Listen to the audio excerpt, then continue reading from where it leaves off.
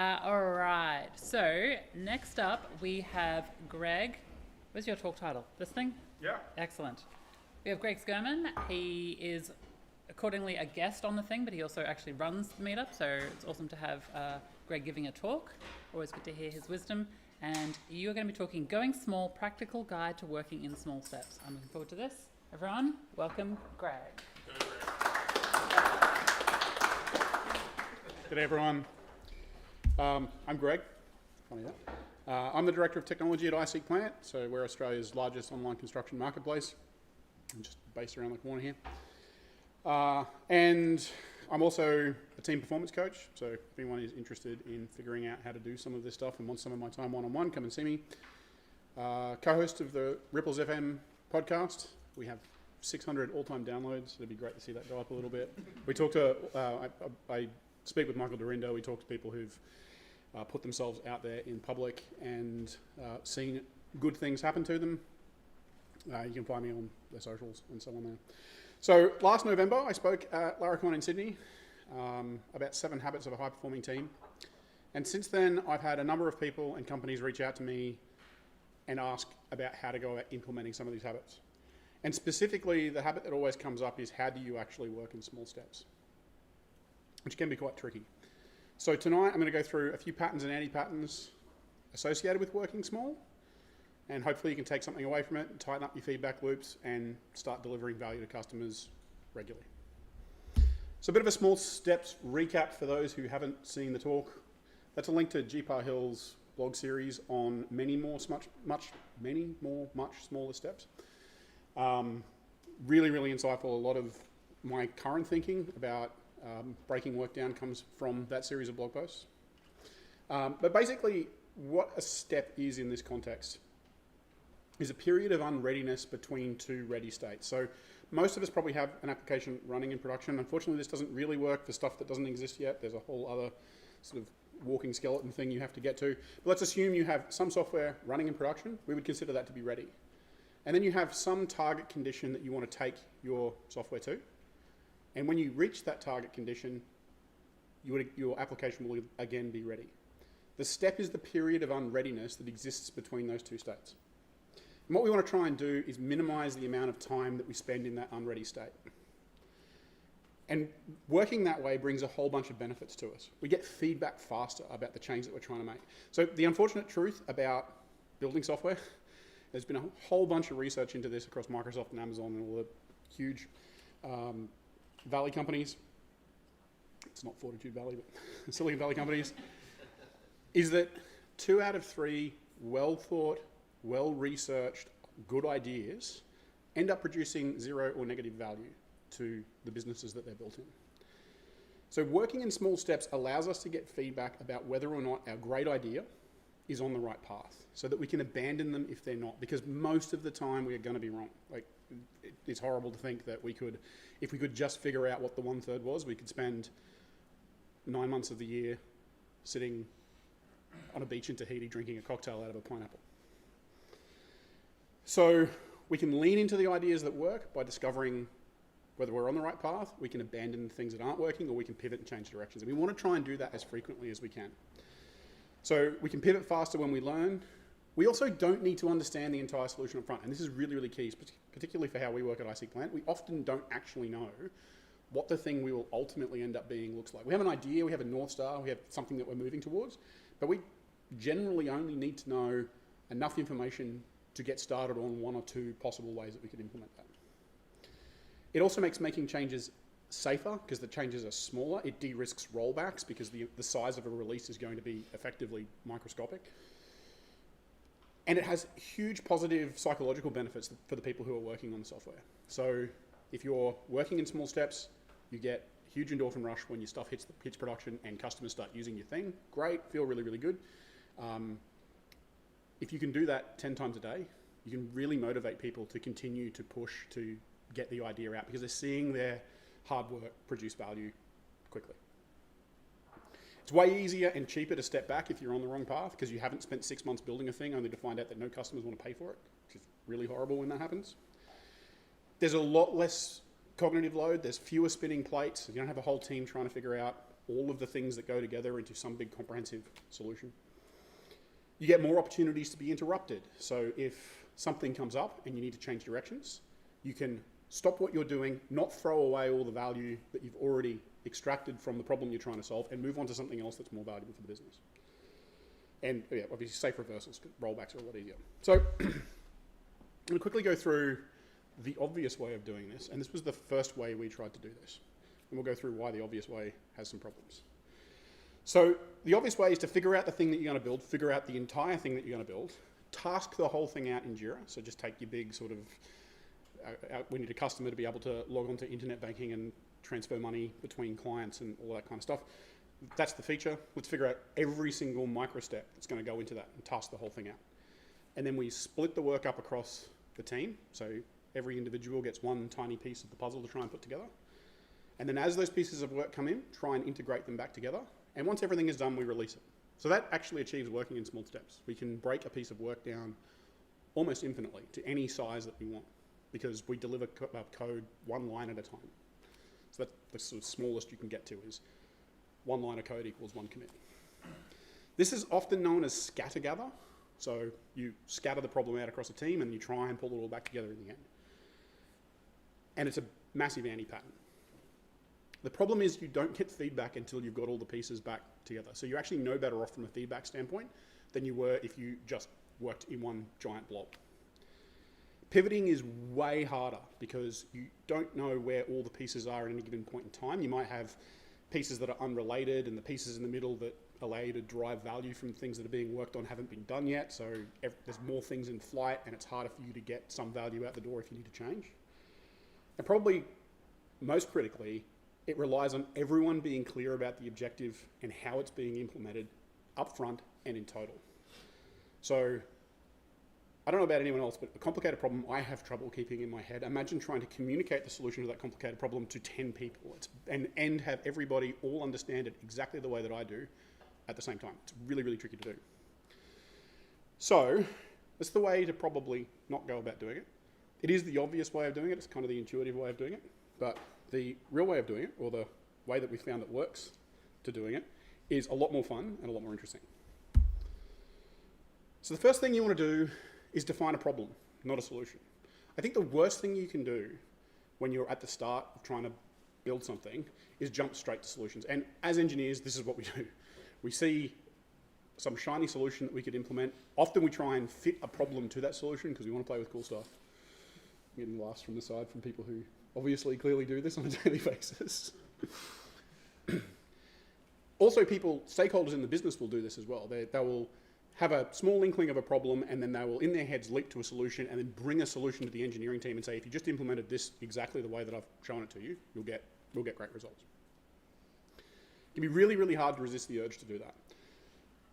A better way I've found is to frame things in terms of, we've identified a problem and the opportunity of the business is X if we're able to solve that problem. So we open up a conversation early on about all of the possible ways that you can solve a particular problem that you've got. You then rely on the engineering team, which I'm not going to go as far as to say that engineers in a business are the best problem solvers in a business, because that's not necessarily the case, but it is probably the highest concentration of problem solvers that a business has. Like, it's what we do for a living, right? We solve problems. And there's 5, 10, 15 of us all in a room. It's a pretty strong group of problem solvers. Really, the solution to the problem shouldn't matter.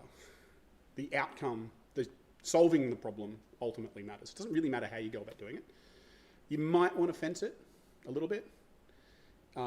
If you're running a business selling Beanie Babies, pivoting to a gambling den might probably, to solve a business problem, probably isn't great.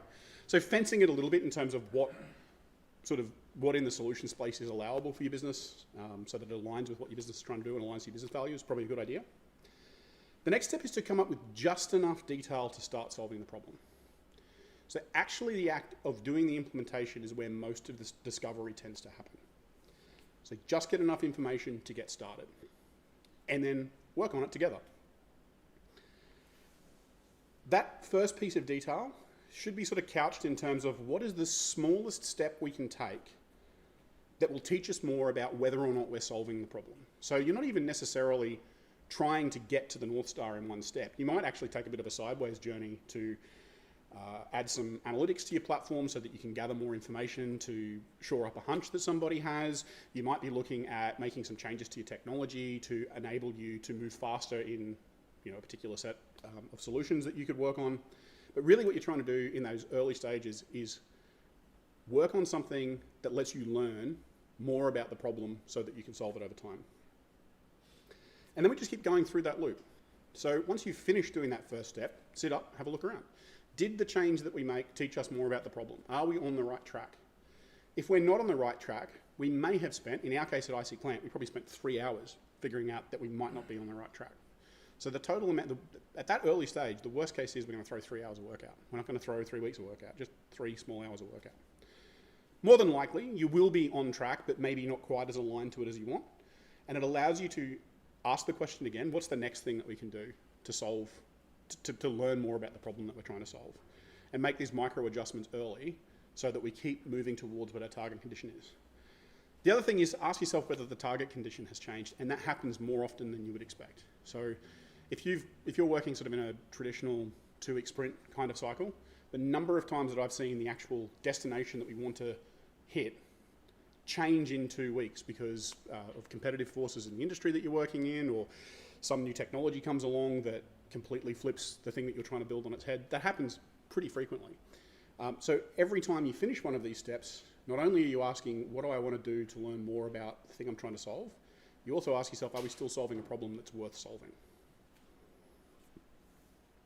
Through those conversations, you decide whether it's worth doing, worth continuing to do, or you decide to go, we've gone far enough, and we'll abandon it, or we'll move on to something else.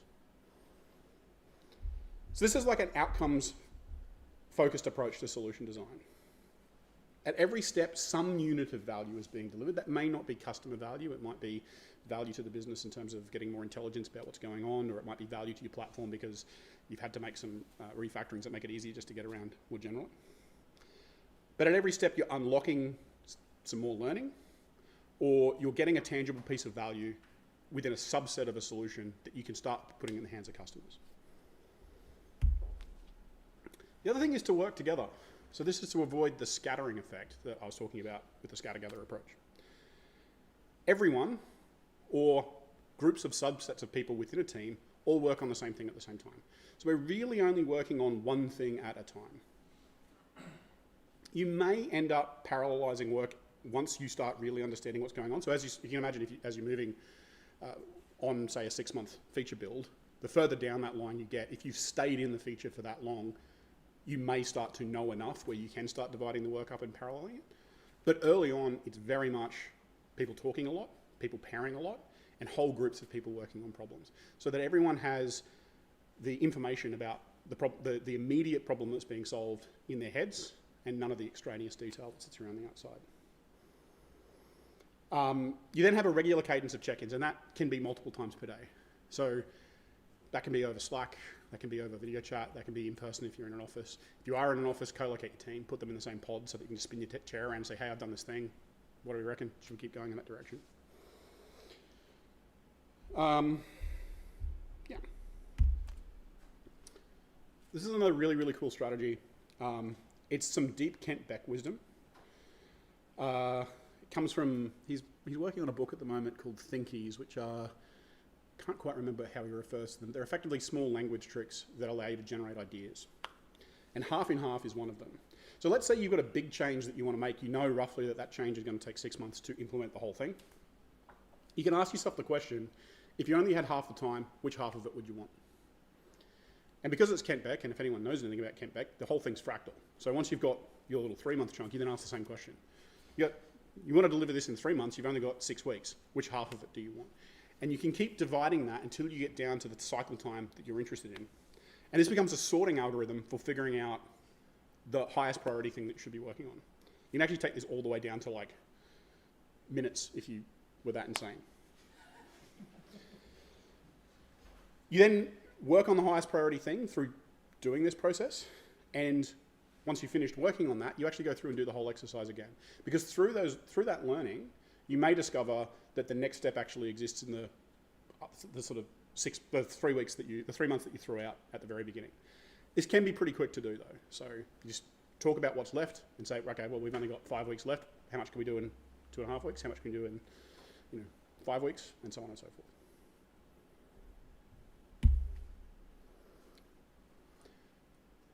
Working safely is also really important. And to work in small steps, you have to make some architectural considerations. If you're not already working in small steps, chances are there's some things about the way that your software is built that will make it difficult to do this. Product marketing and sales will almost certainly, and I think rightfully so, demand some level of control over when the majority of customers see a big change. Unless you're lucky enough to work in an organization that's like agile from wall to wall across every department, which is pretty rare. We need the feedback as the work goes out. We need to know that the 2-hour change or the 3-hour change that we've made has made a positive impact so we can make the next decision. So there's heaps of ways of handling this. Feature flagging is probably the easiest way to get started. Go and install Laravel Tenant. It's free, it's awesome. And it will take you a really, really long way on feature flagging. You can also look at PostHog, which is what we're currently using. It's got a great free tier, like a stupidly generous free tier that a lot of businesses will probably never need to get out of. Feature flagging is effective, and I've done a talk previously on feature flagging. Feature flagging is effectively, if this feature is on, run this code. Otherwise, don't run the code.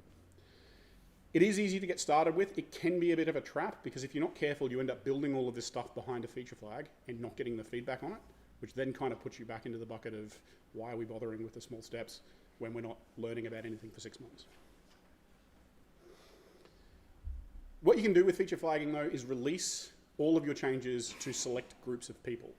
So early on, that might just be the engineering team. So the engineering team has all the feature flags turned on. We don't mind if everything is in pieces all over the floor and broken. As the solution starts to mature, you might open that up to product stakeholders and key people within the business. A bit later on, you may open that up to some customers who are really friendly with you, who don't mind playing with the latest and greatest stuff. You can do really crazy things where you have interfaces within your code that allow your customers to opt into new features. And if you've ever used the Atlassian suite of products, this happens all the time. Hey, we're trying this new thing out.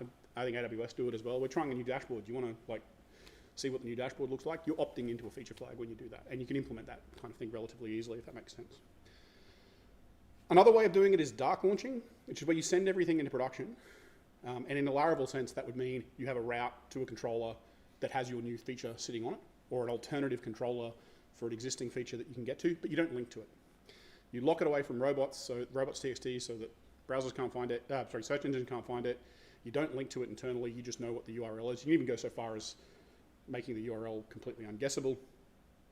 And then when you're ready to cut over, you make your change in your routes file to point the new controller to the route of the old controller. And the gold standard, and this can be a little bit tricky, is branch by abstraction. So that's when you take an existing piece of functionality and you wrap an interface around the outside of it. And then you write the new functionality or the functionality that is replacing or augmenting that existing piece of functionality in a new service that adheres to the same interface, and you switch them out inside the ISE container. Be really careful here because you can end up over abstracting. A lot of your code won't actually need to change that frequently, so wrapping everything up in interfaces so you can swap out 1,000 different versions of a service is probably not a great idea. But if you do need to do something like that, it's a really great way of doing things. Measurement is also really, really important for this. If you're making very, very small changes, and I don't necessarily advocate for working at the cycle length that we have at iseekplant. We're kind of a bit crazy. We deploy every 2 hours, which is a little nuts. But because we're deploying every 2 hours, the amount of change that we can release in 2 hours is very, very small. So going up and asking a customer whether or not the tiny change that I made had any kind of impact can be a bit tricky. So again, using tools like PostHog, or you can get away with things like Google Analytics and Fathom for some of this, to understand at sort of a micro level whether or not the change you're making is having the impact that you expected. So you might be looking at conversion analytics if you've got like an e-com solution, for instance. You also want to look at observability. So as you're rolling new changes out and they're in production, albeit hidden behind flags, use your observability tools within your cloud hosting solution to make sure that the change you're making is stable and that you're not putting unnecessary impact on infrastructure. And also call your customers. or go and sit next to your customers if you've got internal customers. And by this I mean I think engineers should be speaking directly to customers. You don't necessarily want somebody sitting next to a customer who is then sort of translating what the customer is saying to you. You can often learn a hell of a lot more by just sitting next to a customer and watching what they're doing than having someone try and explain that to you. The reason you want to do that is you might be thinking that the change you're making is making their lives really, really easy. I'm removing 15 form fills for them, and that's going to be great for them, but you may find that some of the customers actually need those for whatever reason. And if you don't ask them, it's probably be too late to roll it back if you release it and you end up annoying them. So yeah, cool. So, sort of summing up, work small by identifying the problems and taking iterative steps towards solving those problems. Don't necessarily try and solve the entire problem up front. Now, if the problem is really well contained and it's the kind of problem you've solved before, or it's a relatively small thing, you can solve the entire problem in a meeting. I'm not sitting here suggesting that we shouldn't try and do that, but for larger bodies of work, don't try and solve it in your sprint planning meeting. Just try and get enough information to get started so that you can start moving, and then use the development process itself as the means of discovery. Be ready to change tact early and abandon a solution quickly if you find it's not going to work. Try not to become too attached to your favorite solutions to problems. I know that's hard. We all have our code babies and we feel like, we need to see them graduate into real big boy features. But if you're not genuinely moving the needle, you're potentially building something that falls into one of those two-thirds of features producing 0 or negative value. Make sure you're working safely so that you can deploy frequently. If anyone wants to have a chat to me about how you can go about deploying directly into production every time you make a change and doing that in a way that is completely safe, even at 2 minutes to 5 on a Friday before you go on 4 weeks leave, trust me, it's possible. If you can't do that, you still have work to do. Have a measurement framework in place to help you understand whether you're hitting the right marks and whether you're getting enough information to understand whether you're on the right track. And let your solution emerge from small steps and feedback, and probably most importantly, conversations with people who are actually using the software that you're building. Questions?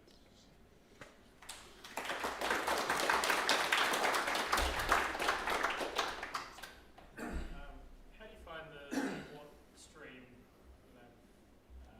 cooperating with the sort of more strategic stream that you actually want to be doing? How do you reconcile the two? So by support you mean, so the question is how do we manage feature requests? Bug requests, yeah. Just like QA from things that have already been used, for example. So the question is, how do we manage working with a stream of support requests that are coming in the form of feature requests or bug reports while we're trying to work on strategic. That's fair, just for the. Yeah. So there are other habits that I spoke about in November. One of them we have a 0 known bugs in production policy. So the second that there is a bug, that becomes the highest priority work that we can be working on. And in our case, it's down to a typo. Someone notices a typo, we will drop working on strategic work to get the typo fixed and deployed. Now we can do that because every single change that we make hits production within about 12 minutes of the change being merged into main and running through CI, which not everyone can obviously get to. In terms of feature requests, we are very lucky to have a product team who field a lot of those, and then they work on sort of what the larger, understanding whether or not those feature requests are servicing a larger product strategy goal. But again, we really, feature requests are a really interesting thing because a feature request is really a solution to a problem. So the most important thing is what problem are you actually trying to solve by requesting that change? Yes, you want an extra field on that form. What if I can make the entire form go away from you by doing something completely different? So you're trying to treat those feature requests as like the opening to a conversation to try and find out more about what's actually going on. So I've kind of fitted to this methodology since I saw your Laravel. But this idea of dropping things and suddenly working on bugs, typos, Mm-hmm. sort of stuff, it feels a bit micromanaging. And I have people, my DMs constantly, oh, I've spotted this typo, oh, I found this. It's starting to frustrate me 6 months into this. Is there an easy way to manage that? Yeah, so the question is that that adopting a 0 known bugs in production approach can lead to a bit of micromanage you, drop everything and work on this bug.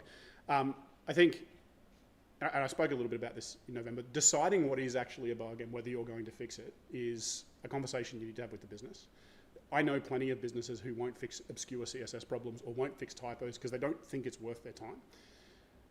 We're lucky in that we have such a rapid feedback cycle, and the teams in the room, they probably sometimes appreciate coming off working on these small feature changes and getting a bit of a break to work on a reasonably small bug, as long as it isn't our friend reg.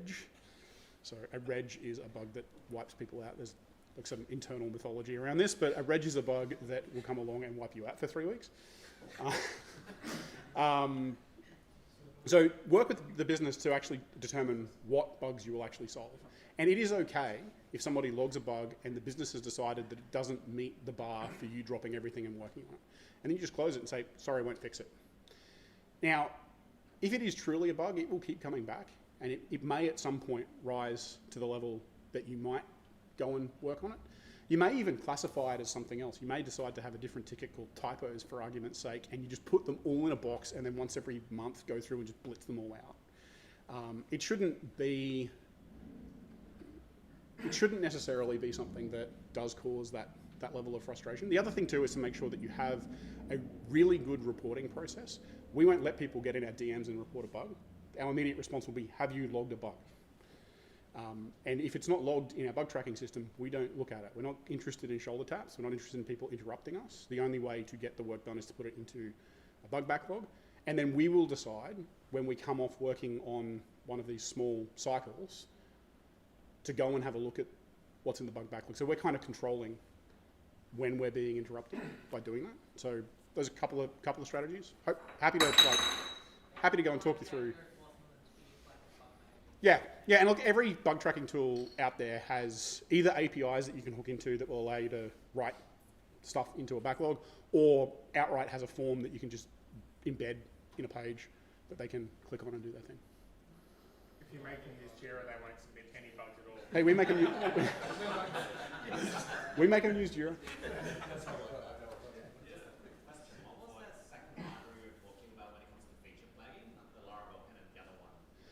So the question is, what was the second library? It's a tool called PostHog, P-O-S-T-H-O-G. It's commercial software that's hosted. They do have a community edition and an open source edition that if you want to run your own Kubernetes stack, and it got about 40 containers in order to make it, well, I think it's deliberately made to be as difficult as possible, so you go with their hosted solution. But if you wanted to, you could definitely stand up your own instance of that and then have access to everything. It does feature flagging, experimentation, A/B testing, product analytics, funnel analytics, customer data management. Like it rolls up. They call it a product operating system. It kind of rolls up a lot of the features that exist in various product analytics tools and bundles it all up into one sort of package. What happened to launch Darkly? Too expensive. When like PostHog is free, so PostHog also tends to work more on the front end. So if you've ever worked with things like Fathom Analytics or Google Analytics, where you're kind of just raising events in your JavaScript to submit analytics data, it's basically that kind of thing. Whereas LaunchDarkly can do that, but we ended up having to build a lot of sort of PHP code to manage flags on the back end. So we kind of grew out of that a little bit. But I mean, LaunchDarkly is a fine tool as well if you've got the money to spend on it and the time to do a good integration. It's a fine tool for this kind of stuff too. Less so on the analytics side, more on the feature flagging side in that case. How do product managers go sort of communicating timelines when we don't know how many things? Well, yeah, I mean, that's a tricky one. So the question is, how do product managers go about communicating timelines? We don't estimate. We're a no estimates business. But we do work for a business that has forecasts to hit. So you can do a thing called a cumulative flow diagram, where in our case, we can just count stories, but if you're doing story point estimation, you have your story points. Start of a sprint, you have the number of story points left in the backlog that you want to work on. At the end of the sprint, you have whatever's left plus whatever was added. and you work the whole way through that. You can then draw two trend lines, one between the sort of top of the graph, which is the things that were left plus the things that have been added, and then one through the original graph, which is the things that are left, and the intersection of those lines will be roughly when the release date will be of that particular body of work. And if that isn't hitting a milestone, like if you've got a trade show or you've got some legislative thing that you need to comply with, you can have a conversation very early about, we're not going to hit that date unless we either increase the size of the team or descope the amount of work that we're trying to do. So it's more based on forecasting as opposed to guesswork, which is all estimation really is. I can dig out some, there's a great talk by Alan Holob that goes into this. I can dig it out for you and get you a copy. Can you Sweet. expand a little bit, just for, if you do no estimation Mhm. on work, because I have an experience with that where someone on the board asked me how long it would take to create an app, and I said, I can't really tell you. Down to the day or the week, and I was basically told to my face I was incompetent for not knowing how to do the job. And I'm just curious as to, Yeah, you've obviously got a much better board than I had, but or more enlightened perhaps. But what's the alternative to that? So there must be a measure that you've done some good work for good value somehow that the board can go, oh yeah, they're doing great. Yeah. They are doing good. We need to let them. so What is that measure? so part of this is Can we just working. repeat? So the question is, how do you deal with, we won't say boards, but stakeholders who insist on estimation and then more or less tell you that you're incompetent if, What do you do instead what do you do instead of that? of an estimation? So lots of things, and there's no single clear-cut answer to this, but if you are working in small steps and you are continuously pushing value into production, that's the real key, right? It's not just working in small steps, but continuously having a stream of value. The record can kind of stand for itself. Now, the business can decide can help you decide what the priorities are, what you should be working on, but they kind of know that in our case, 10 times per day, changes are hitting production. They can kind of, to a degree, control the levers as to which 10 changes are actually hitting production. But having a track record of being able to do that is really, really good. Constraining the cycle time is another one too. So like, we just divide the work up until it kind of fits into what our desired cycle time looks like. Now, that's an average cycle time. There are definitely cases where a cycle will blow out to days because we are humans and we misunderstand something, or we think something's going to be easy and it turns out to be reg. That happens. But if you look at the average and we sort of have this very consistent rhythm of work that's going out, we can then sort of say, look, we look at this thing, we're starting to divide it up, we can draw our trend lines in terms of the rate at which we're dividing work, so the rate at which the backlog is growing, because every time you cut a story in half, you got 2 stories, so the backlog grows, and draw projections off it that way. So if we're not so much estimating, which I've been doing this for more than 20 years and I've never hit an estimate accurately.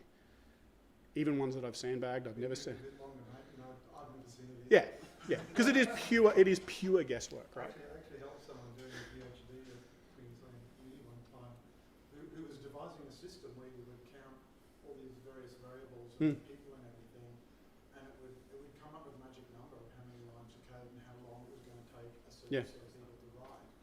And I was part of that and helping her with that, and halfway through the whole thing, it was abandoned because what they learned in trying to devise this system, that you can't. Yeah, I think there's I'm gonna butcher the quote, but I think there's an Adam Wathan quote where he said, "We will not know we will never know less about the thing that we're trying to build than we do today." And the cool thing about, like, we build a lot of metaphor into how we go about building software. We use the word build. Building software is actually zero cost, because building software is the act of copying it to a server so that it can run, in our case, for web development. So building's free. Design is really, really expensive. Yet when you sort of say build, everyone kind of leaps to built environment and manufacturing, where the actual cost is sort of outsized in implementation, in actually constructing the thing. Whereas in our case, it's in the design side of things. And if we knew how long something was the only way to know how long something is going to take, which is non-trivial and novel, is that we've done it before, in which case the cost should be zero, because we can just copy the bytes and put them where they need to go. That was kind of the conclusion I came to, Yeah. is that in what we do as software developers, we're building everything for the first time. And when we're finished building this thing, the next thing we build, We've we're never built building before. it for the first time. Yeah, and look, we might learn some things. There might be some shapes and patterns and things that exist, but if it is the same. We get the little bits that 100%. There's some really great speakers who speak on this a lot. So Jez Humble talks about this a great deal. He started the Dora group, which ended up getting bought out by Google. I think he now runs the SRE team at Google, has done heaps and heaps of talks on estimation and working in this kind of way, and particularly around changing the economics of working in small batches, which is what we try, like this is what continuous deployment does, is it allows working in small batches to be economic, so you don't batch things up and do 6 monthly deploys. And there's can't remember the name of, Dave Farley has a great book called Modern Software Engineering, which also goes into a lot of this stuff around the folly of estimation. Now, having those conversations with people is difficult because, like a lot of things in software engineering, the truth is counterintuitive. So your intuition says 6 people should be able to look at a problem of this shape and figure out precisely what day the whole thing will be built. It's difficult. So yeah, there's no clear-cut answer to this, but I think having a being able to consistently deliver value is a really great fence around those kinds of conversations, because it's like we can deliver value at roughly this rate. Where do you want to aim the team? Thanks for that. That's right. What you said you do is, well, I was trying to sell them. Let us have a go at it and then evaluate us on merit after we've done some stuff, and wouldn't wash. It's like, if you can't tell me exactly how much it's going to cost, we're not going to give you the money to do it. Yeah, and it is also quite different when you're working in a business that's producing software versus working for a business that is consulting with other businesses, because it's very, very difficult to sell this way of working to a customer because they want a fixed price. Yeah. Cool. All right. If there's no other questions, I will hand over to Jess to close us out.